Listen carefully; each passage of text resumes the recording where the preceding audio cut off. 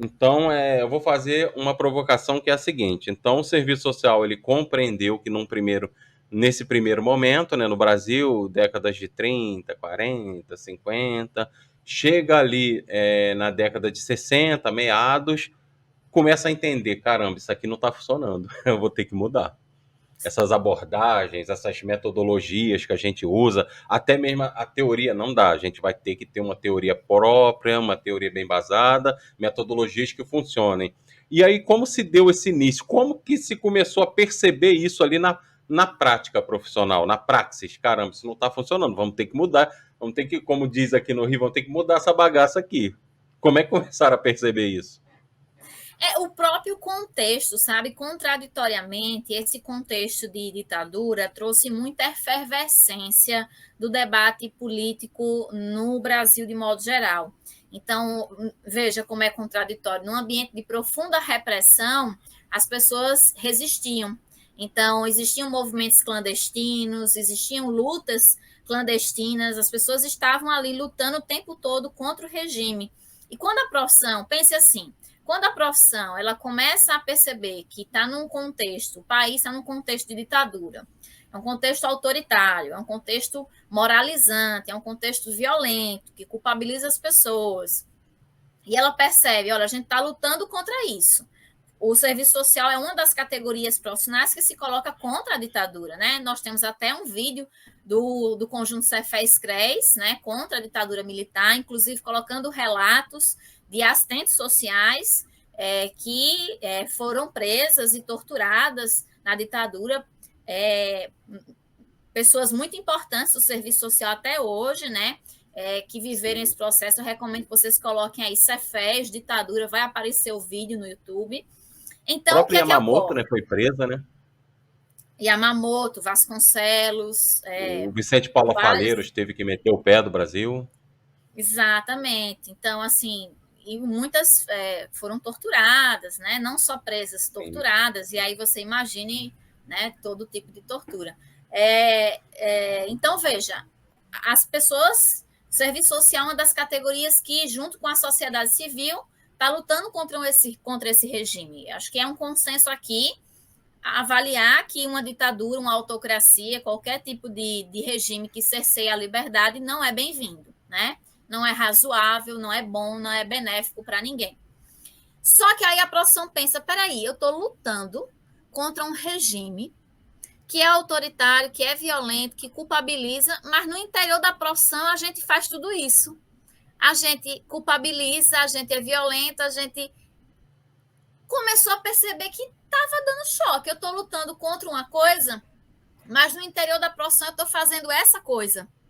Então, o serviço social começa a repensar, né? E começa a ver que não está compatível, né? E que, de fato, a abordagem que se tinha, ela não transformava a realidade, sequer minimizava, né?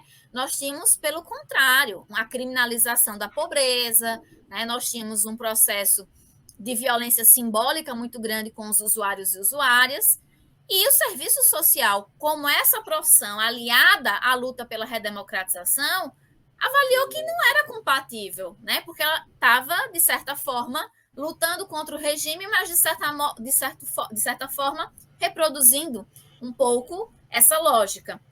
E aí o serviço social vai começar a construir outras formas. Então, o serviço social vai começar a trazer essa perspectiva crítica para a profissão. A gente vai ter, né, o serviço social muito engajado nos movimentos sociais, o serviço social se reconhecendo enquanto classe trabalhadora e, portanto, fazendo uma escolha política, teórica e metodológica pela defesa da classe trabalhadora. A partir daí, o serviço social começa a esboçar os instrumentos de trabalho do serviço social. A gente está nesse processo, né, muito de tatear o que funciona do que não funciona. Então, a gente abandona aquela escuta psicologizante pela escuta qualificada, né? Então, que é diferente, que é uma escuta que acolhe, mas que a gente faz o direcionamento para um encaminhamento no sentido da viabilização dos direitos e não da escuta psicológica. Afinal de contas, eu não sou psicóloga, não tenho qualificação para isso, né?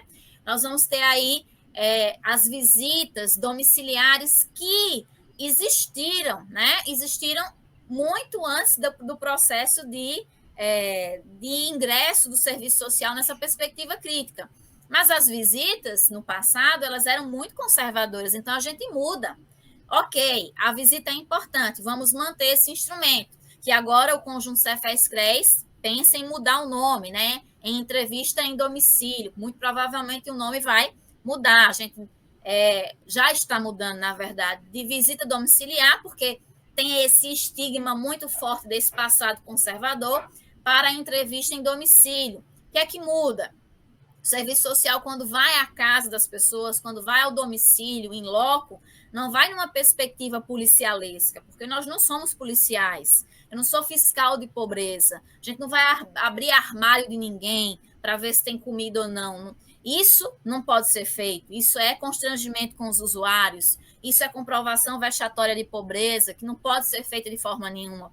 Vai ser uma conversa, um processo de investigação social muito respeitoso, entendendo, inclusive, que a pobreza é multifatorial. Envolve aspectos econômicos, mas não só os aspectos econômicos, envolve aspectos sociais, políticos, culturais, familiares. Então, o serviço social vai ajustando. Depois a gente vai ter a construção dos relatórios, laudos, pareceres sociais, a forma como a gente vai abordar, né, a observação participante. Então, até o silêncio fala no processo de intervenção com o assistente social. Então, aos poucos, a gente vai tateando, e está tateando até hoje, na verdade. A gente está se aprimorando. Por exemplo, a transição do nome visita domiciliar para entrevista em domicílio, ela é recente, né? Uma discussão do Cefes bastante recente, né? Então, o serviço social está em constante movimento. Há quem diga que nós ainda estamos no movimento de intenção de ruptura, né? Nós estamos ainda nos aprimorando, mas nós já temos um arsenal muito sólido, né? Mesmo sendo uma profissão jovem, né? Pouco mais de 80 anos, 80 e poucos anos, que já tem um arsenal sólido para atuar junto às expressões da questão social. E no dia a dia, esses instrumentos, eles vão variar a depender da necessidade e vai depender da política social na qual a pessoa está inserida. E o que torna um instrumento crítico não é um instrumento. O instrumento em si, ele não é nada, nem crítico, nem conservador. Quem torna um instrumento crítico ou conservador é quem conduz o instrumento, tá?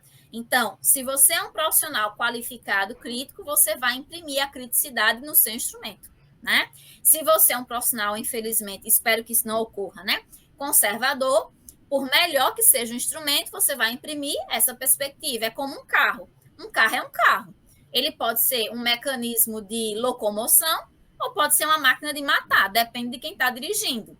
A criticidade dos instrumentos, quem vai imprimir é o profissional. E aí entra, né, no debate da instrumentalidade do serviço social que a professora Yolanda Guerra traz, que é essa capacidade cognitiva de manejar os instrumentos, né, de ter essa capacidade teórico-metodológica, ético-política e técnico-operativa para ler a realidade, entender as demandas da realidade, traçar estratégias para intervenção nessa realidade, utilizando esse conhecimento que o serviço social tem para atingir um determinado fim. A instrumentalidade é esse conhecimento acumulado que o serviço social tem, muito a grosso modo, que ele utiliza para manejar os instrumentos.